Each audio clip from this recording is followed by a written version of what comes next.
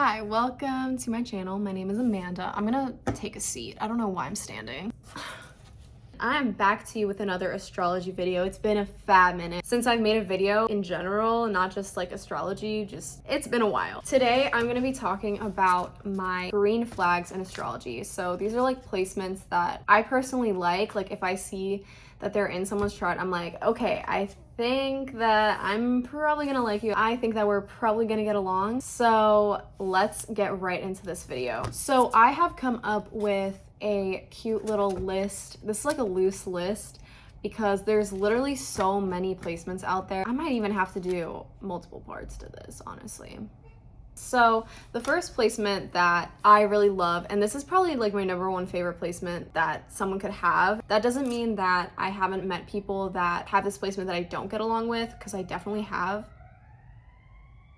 The first placement that I really love is Taurus moon because they're just very grounding. I'm a Cancer moon. I just find that that combination of Cancer and Taurus just really works well together no matter what. They can be a little bit stubborn, I will say, and they take their time like moving into different phases of their life. And just in general, they take their time, but they have a lot of patience for people, and I really appreciate that about them. They're pretty good listeners, even though they might not give like the greatest advice, or they might not be able to help guide you through a situation, because I find that Taurus moons are usually a few steps behind other people, but it's not in a bad way. It's more just in a way that they take their time, right? Like I was saying before, but they're able to still be there for you, like physically, and that can be really comforting, especially for me who is a Cancer moon. I appreciate their company. They usually have really good senses of humor, like they're really funny, goofy, silly, and they just have really good taste in things. Like they have good taste in food, they have good taste in movies, art, like all of that stuff, all the pleasures of life, and they just know how to enjoy it like to the fullest, so that whenever I'm around them, I feel like I'm enjoying things to the fullest too. And I just know like I'm gonna have a good time, I'm gonna feel comfortable emotionally, I'm not gonna feel like I need to hide myself, you know. I know that they're gonna be patient with me no matter like what I'm going through, and they're really good friends for life. When a Taurus moon likes you, they really like you, and they're not gonna wanna let you go. And that's something that I really value as a Cancer moon. Maybe other moon signs aren't gonna value that much. They might think maybe they're clingy or this or that. But honestly, I don't even think Taurus moons are that clingy. Like they can be, okay, but I think I'm more clingy, honestly. Our dynamic works really well. And I was saying earlier that Taurus and Cancer, that combo and just a chart, it just works well. I don't know why. I think it's the comfort, and like there's something about food in there, and it's definitely, you know, it's definitely about the comfort and the coziness and just like the feelings, you know. So the next green flag that I have written down is Capricorn Mars. When it comes to anger, I know that we're gonna be like on the same page about that stuff. I'm a Scorpio Mars, okay? I think it's important to tell you my placements so that you know like why exactly I chose these placements as my green flags, because obviously it's all about compatibility. Capricorn Mars is just very much, they get angry, but they don't get like rage filled, and I really appreciate that about them. They view anger in this way that I fucking love. I love the way that Capricorn Mars gets down with like anger and disagreements and how they resolve them. It's very no BS. I love that as a Scorpio Mars. I feel like I can get lost in the sauce of my anger. They're also really disciplined. Capricorn Mars are so disciplined in their lives, and I admire that. And as a Scorpio Mars, I'm also disciplined, but it takes me a little longer to get to a place that a Capricorn Mars might be able to get to in a short amount of time. The next placement that I have on my list is Virgo Mercury. Now, I have a Virgo Mercury. It was a little hard for me not to put placements that I have myself on this list, but if I'm being real, I love Virgo Mercuries, and I think I would love them even if I wasn't a Virgo Mercury. Let me tell you why Virgo Mercuries are so great. Let me just gas myself up real quick. I'm just kidding. I have met a lot of Virgo Mercuries. This sun right now is actually messing me up a little bit. They just know how to talk. Like, just to be flat out, point blank honest, Virgo Mercuries know how to speak, and they speak very well. The one thing about Virgo Mercuries that is like maybe kind of problematic that I feel like no one else really notices besides ourselves is just that we can be a little slow at talking. Not slow, but maybe more so methodical. We're very methodical speakers, and we're constantly editing our sentences and the things that we're saying in our head because we want to say the thing the perfect way. We want to say it the best way. And I meet other Virgo Mercuries and I like them because I can see when they're doing that and I know that that's what they're doing. And I get it. I get how they communicate, and we communicate so well together because we just understand each other and the way our mental processes work. I don't know, there's just something about it. And I urge you to talk to someone with your Mercury sign, because chances are it's going to be very easy and fluid because, you know, you guys have the same Mercury sign and it just meshes very well, you know, like you guys think the same way, you speak the same way, like there's not a lot of confusion in terms of dialogue back and forth between you guys. We talk really well just in general with everybody because we know how to verbalize and communicate our stuff very well. I could probably think of placements that we don't communicate well with, that we struggle maybe understanding a little bit, but that's for a different video. So my next placement that I love, this is I love these people. Like, I don't think I've met one that I don't like, honestly and truly. And that's gonna have to be Aquarius Venus. I love them. Sorry, y'all, the lights were blinding. Where were we? Aquarius Venus. I adore them. They're so silly. They're so goofy. I love their sense of humor and the way that they show love, at least in friendship. I've never been in a relationship with an Aquarius Venus. I'm actually very curious if anyone has been in a relationship with one, how that went down, and like, what's your Venus sign and how was that? Because I really like them as friends, but I feel like they're probably quite different romantically. As friends, they can be pretty detached, you know, and that's where their humor is like so funny, because they love to tease you by being funny and silly, and like in serious situations they just want to make you laugh. They want you to have a good time. They don't really mesh well, I feel like, with people who maybe have like water Venus or something like that, where they're very sensitive and show love in like that super loving way where it's like very obvious, like, okay, if I love you, I'm gonna say I love you and give you a million kisses. An Aquarius Venus is not gonna show love like that. I mean, they might, maybe, I don't know, like in a romantic situation it might be different, like I said, but like in a friendship situation they're not really like that. They're more of like the kind of person that's gonna like joke with you and make you laugh. They're not really down with all that seriousness, which I personally love. And I have a Libra Venus, so my air and their air, they just like, we get it. I love just being goofy with them. The one thing I can say is that they can be a little too detached, maybe, to the point that they can ignore like serious problems in a friendship or things like that just because it's uncomfortable for them, you know? And those like deep feelings and those like deep talks and stuff, I feel like they can make them uncomfortable. They're more comfortable in the lighthearted, not like surface level, but like, you know, that lighthearted way. And they also love weirdos. They won't make you feel weird for being yourself. They love that. They love when people are themselves. They love when people are weird. They know how to like make you feel good, especially if you're the kind of person that's a little different.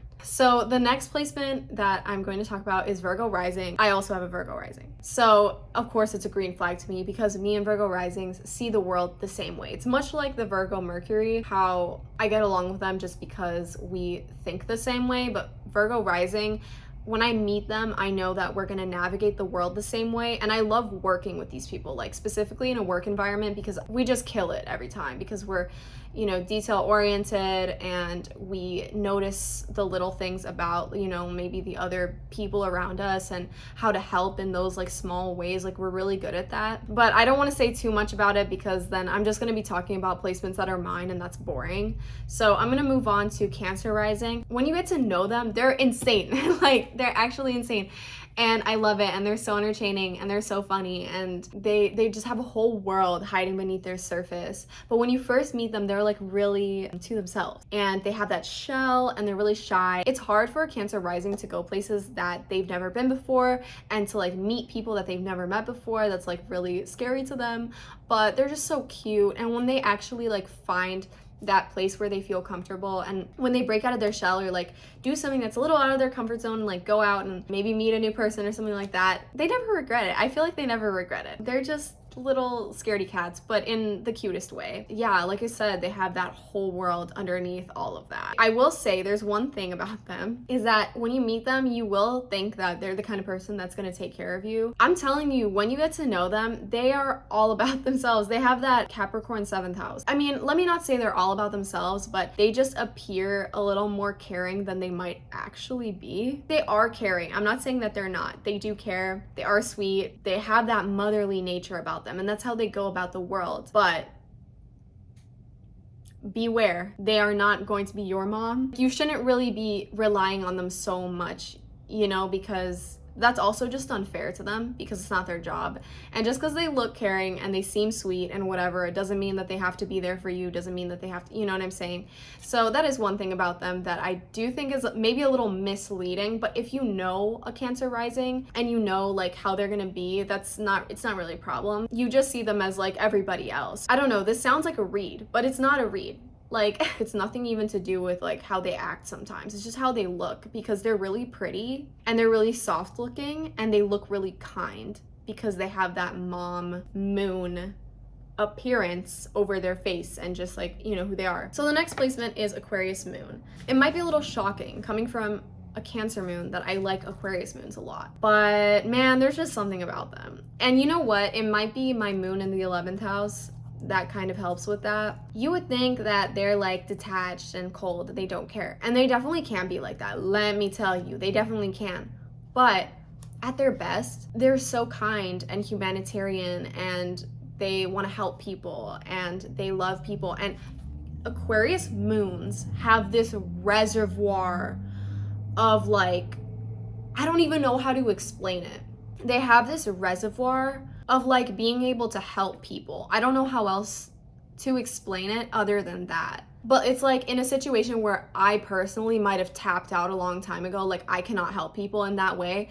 The Aquarius moon is doing it. They're doing it. They have this ability to even neglect their own needs so much so that they can help other people and the people that are important to them. And they have this reservoir of just being able to bottle up their emotions, which can become really unhealthy and toxic, and like toxic for themselves and also the people around them. They have this element of humor in like dark situations, but I love it. Like if they're able to be healthy and like tap into, you know, not neglecting themselves emotionally, this is such a huge strength. Like having an Aquarius moon is awesome as long as you are able to take care of it, because if you are neglecting your Aquarius moon, it's gonna come out in not a very good way. But another thing that I do think can be challenging for them, and this is going into what I was saying earlier, is that they attract a lot of toxic people, because I feel like Aquarius moons love very deeply. They love people very deeply, to the point that